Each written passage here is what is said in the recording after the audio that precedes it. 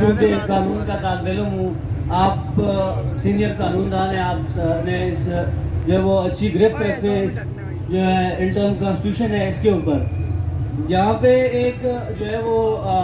ایک پارٹی کا جو ہے وہ صدر ہے، اس نے کل پریس کانفرنس کی ہے کہ مہاجرین جو ہے جموں کشمیر جو ان کی جو سیٹیں ہیں ان کا جو ہے تعلق ہے وہ مسئلہ کشمیر سے ہے۔ اب اسی ممبر وہ چونکہ ممبر اسمبلی بھی ہیں اور ان کا بیٹا جو ہے وہ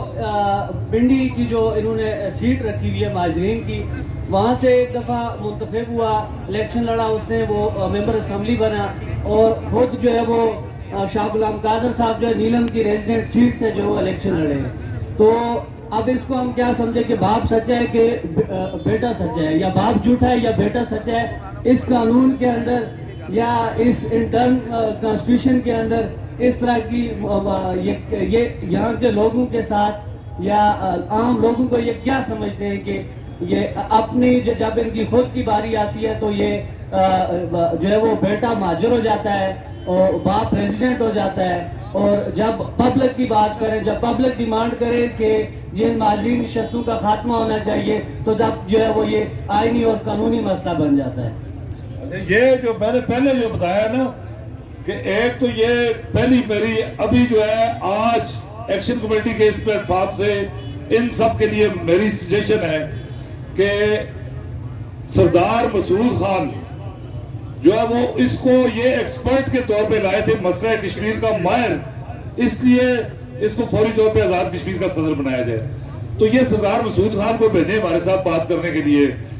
اگر وہ جسٹیفائی کرتا ہے۔ اس نے وہاں پہ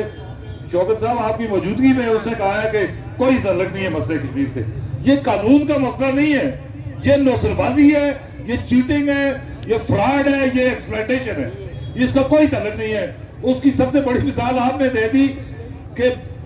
شاہ غلام قادر کا والد جو ہے وہ مہاجر تھا، شاہ غلام قادر مقامی ہو گیا، وہ ڈسکنیکٹ ہونے کے باوجود اس کا بیٹا پھر مہاجر ہے۔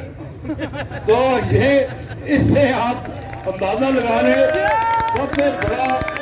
ظلم یہ ہے کہ یہ قانون انہوں نے کیا بنایا ہوا ہے ابھی، وہاں ان 12 سیٹوں پہ جو جعلی سٹیٹ سبجیکٹ بنا کے کوئی بھی آدمی وہ نہ صرف وہ وہاں پہ الیکشن لڑ سکتا ہے، وہ آزاد کشمیر سے بھی الیکشن لڑ سکتا ہے، لیکن آزاد کشمیر کا کوئی آدمی ان سیٹوں سے الیکشن نہیں لڑ سکتا۔ پچھلے دنوں ان 12 سیٹوں کے تحفظ کے لیے ایک ریفیوجیز کونسل، وہ پتہ سردار اقبال یا کچھ اس میں نے نام سنا ہے، وہ اس کی پریس کانفرنس آپ دیکھیں، وہ مظفر آباد میں آ کے ان 12 سیٹوں کے تحفظ کے لیے آیا ہے، جو خود ریفیوجی ہے، ان 12 سیٹوں کے تحفظ کی تحریک چلا رہا ہے، لیکن یہاں مظفر آباد پریس کلب میں بیٹھ کے اس نے 2 باتیں کی۔ ایک تو 12 میں سے اس نے کہا کہ 12 میں سے 4 مکمل طور پہ نوسرباز ہیں جن کا کوئی ریاست جموں کشمیر سے کوئی تعلق نہیں ہے، ان کے 40 اسٹیٹ سبجیکٹ ہیں۔ یہ میں نہیں کہہ رہا، یہ میں اس کو کوٹ کر رہا ہوں۔ 4 اس نے کہا کہ مکمل طور پہ جعلی ہیں، 4 مشکوک ہیں، اور صرف 4 اس کے بقول کہ 4 جو ہے وہ ریاست جموں کشمیر ان کے باپ دادا کہیں وہ ہجرت کر کے آئے تھے۔ ایک بات اس نے یہ کہی، دوسرا اس نے یہ کہا کہ جی یہاں پریس کلب میں پولیس، FIA، ISI، MI ساری ایجنسیز یہاں پہ پریس کلب میں مظفر آباد میں بیٹھے، میں ثابت کر کے دوں گا کہ 70,000 جعلی اسٹیٹ سبجیکٹ بنائے گئے ہیں۔ وہ کہا ایک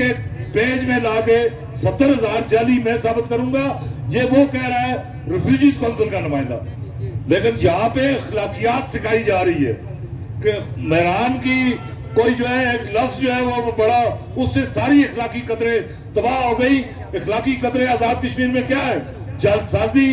کرپشن، جھوٹ اور کاسالیسی، یہ اخلاقی قدریں جو 78 سال سے انہوں نے رائج کی ہیں، ان کو یہ ہر صورت میں برقرار رکھنا چاہتے ہیں۔ تو اس کا قانون سے کوئی تعلق نہیں ہے، یہ پیورلی خالصتاً چیٹنگ ہے۔